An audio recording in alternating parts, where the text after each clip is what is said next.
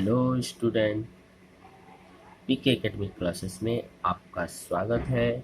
मैं पीके पांडे आज आपको प्रकाश का प्रकीर्णन यानी क्लास 10th के साइंस में जो फिजिक्स वाला चैप्टर चल रहा था उसमें चैप्टर नंबर 11 का ये सबसे लास्ट पॉइंट है, प्रकाश का प्रकीर्णन।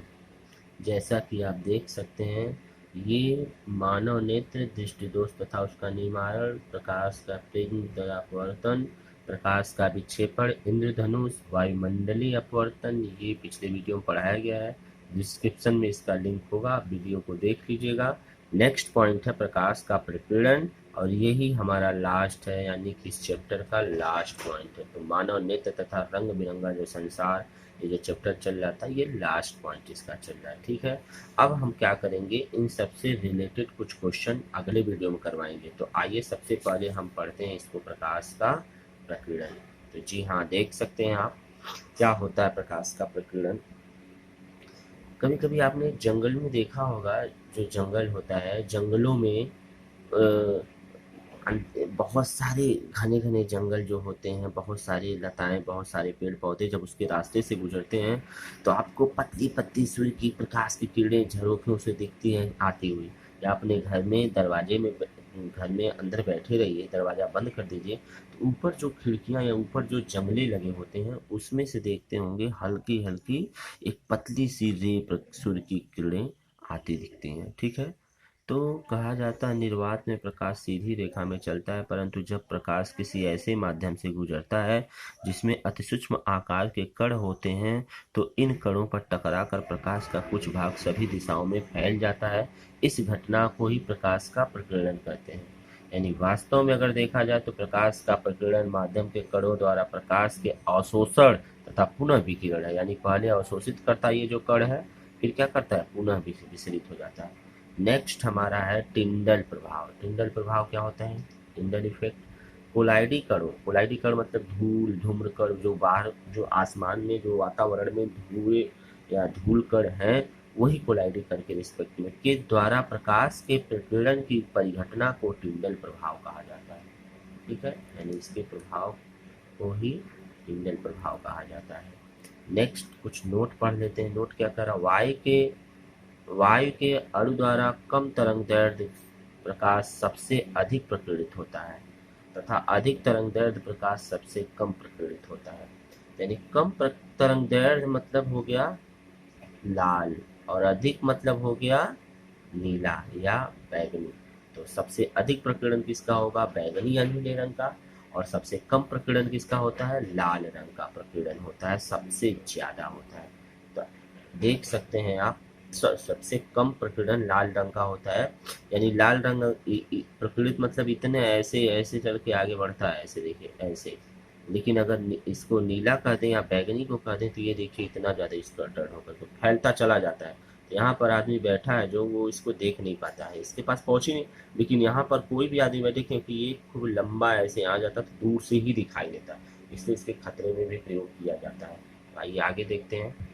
प्रकाश से प्रकीर्णन के कुछ उदाहरण यदि हम देखें तो देख सकते हैं, सबसे पहला उदाहरण हमारे सामने आ गया कि आकाश नीला रंग क्यों नहीं होता, यानी ब्लू कलर ऑफ स्काई, यानी आकाश का नीला रंग होना। क्वेश्चन इस पे बनता है कि आकाश का रंग नीला क्यों होता है, ऐसे भी बनता है, या कहा जाता है कि आकाश का रंग नीला होने का कारण क्या है। तो ये इसका क्वेश्चन बनेगा, तो उससे रिलेटेड कोई आंसर क्या है देख सकते हैं।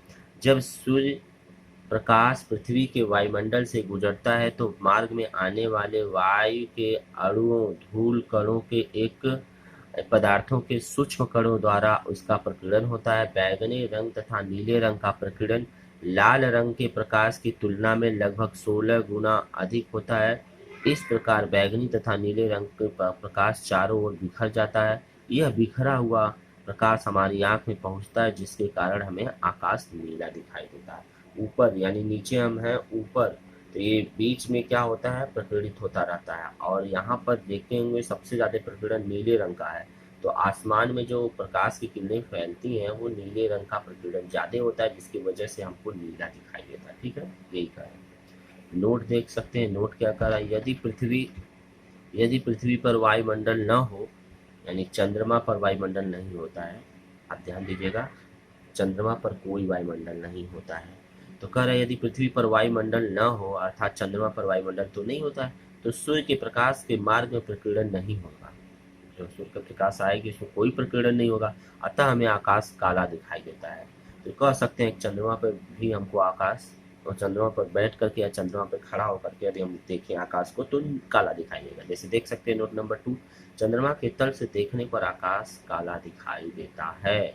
जी हाँ, एक चीज और है, एक और नोट बन रहा है कि अत्यधिक ऊंचाई पर उड़ते विमान से देखने पर आकाश काला दिखाई देता है, क्योंकि इतनी ऊंचाई पर प्रकीर्णन स्पष्ट नहीं होता। यानी कि अगर यहाँ से देखेंगे तो आकाश काला दिखाई देगा। यानी कि एक प्लेन में बैठ करके अगर उड़ रहे हैं बहुत ऊपर, तो इसका मतलब वहां से आकाश को देखेंगे तो काला दिखाई देगा, क्योंकि प्रकीर्णन दूर पे होने पर वहां प्रकीर्णन कम हो जाता है। ठीक है, आइए देखते हैं। जी हाँ, ये दूसरा एग्जाम्पल क्या बन रहा है, सूर्योदय या सूर्यास्त के समय सूर्य का लाल रंग दिखाई देना। जी हाँ, आप देख सकते हैं कि सूर्योदय या सूर्यास्त के समय लाल रंग, जैसे मान लीजिए ये सूर्य है, तो ये देखिए सबसे पहले पृथ्वी है, मान लीजिए आप पृथ्वी के चारों तरफ ये वायुमंडल फैला हुआ है। वायुमंडल है, एक परत, दो परत की बहुत सारी परतें हैं, ये देखिए वायुमंडल है। अब हम क्या करेंगे कि देखते हैं पृथ्वी है और सूर्य यहाँ पर एक समय है, तो सूर्य यहाँ पर है तो ये देखिए तिरछापन ऐसे, तो सूर्य थोड़ा सा नीचे थोड़ा सा ऊपर, यानी सूर्य से सीधे अगर यहाँ वायुमंडल में हम एक रेखा खींचते हैं तो ये क्षितिज रेखा यानी क्षैतिज रेखा कहलाएगी। और क्षैतिज रेखा के ऊपर और नीचे देखिए डिफरेंट होगा। ध्यान दीजिएगा, प्रकाश द्वारा तय की गई दूरी, ये दूरी यहाँ से चल करके वायुमंडल में पहुंचेगी, यहाँ से चल करके वायुमंडल में पहुंचेगी। तो कहने का मतलब ये क्षितिज यानी निकट सूर्य के, यानी सूर्य के निकट क्षितिज की स्थिति है और सूर्य के लगभग ऊर्ध्व स्थिति में है। ठीक है, तो इस समय सूर्यास्त में क्या है, सूर्य देखिए छिप जाएगा तब भी यहाँ से उसकी लालिमा दिखेगी। तो कहने का मतलब सूर्योदय एवं सूर्यास्त के समय सूर्य क्षितिज के निकट होता है। आप देखते होंगे सूर्य शाम को अगर डूब जाते हैं तो वहां पर लाल दिखता है, या सूर्य उगने से पहले सुबह आप देखते होंगे तो वहां पर लालिमा दिखती है। तो कह रहा सूर्योदय एवं सूर्यास्त के समय सूर्य क्षितिज के निकट होता है, जिसके कारण सूर्य के प्रकाश को हमारे तक पहुंचने में वायुमंडल, यानी कि हमारे तक मतलब वायुमंडल से होते हुए बहुत अधिक दूरी तय करनी पड़ती है। कम इन प्रकाश किरणों के मार्ग में वायु के अणु व धूल के कणों द्वारा बहुत अधिक प्रकीर्णन होता है। इस प्रकीर्णन के कारण सूर्य के प्रकाश में से नीले व बैंगनी किरण निकल जाती है, क्योंकि इन किरणों का प्रकीर्णन सबसे अधिक होता है तो ये वहीं पर फैल जाती है। इसलिए हमारे आंखों में विशेष रूप से शेष लाल रंग की किरणों का ही प्रकाश पहुंचता है, जिसके कारण सूर्योदय तथा सूर्यास्त के समय सूर्य लाल दिखाई देता है। जी हाँ, यानी अभी डूबे नहीं है, मतलब डूब गए आपको दिखते नहीं है लेकिन वहाँ लालिमा दिखता है। और उगते समय देखते होंगे आप, अभी वो निकले नहीं है, दिख नहीं रही है, तब भी लालिमा दिखता है। जी देख सकते हैं। ठीक है, तो अभी मैं एक आपको डायग्राम दिखाऊंगा। ये देखिए सूर्योदय और सूर्यास्त के समय का कंडीशन है। इसमें देखिए ये सूर्य निकल रहे हैं तो भी यहाँ लालिमा सी दिखती है, यहाँ डूब रहे हैं तो भी लालिमा सी दिखती है। ठीक है, तो ये आप डायग्राम से समझ गए होंगे, वैसे आप सबके साथ ही घटित हुआ होगा।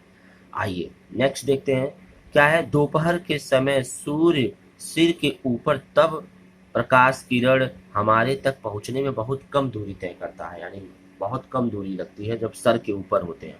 तो इस कम दूरी के कारण सूर्य के प्रकाश के नीले तथा बैंगनी रंग का प्रकीर्णन कम होता है, इसलिए सूर्य के प्रकाश के लगभग सभी रंगों के किरण आंखों पर पहुंच जाती हैं।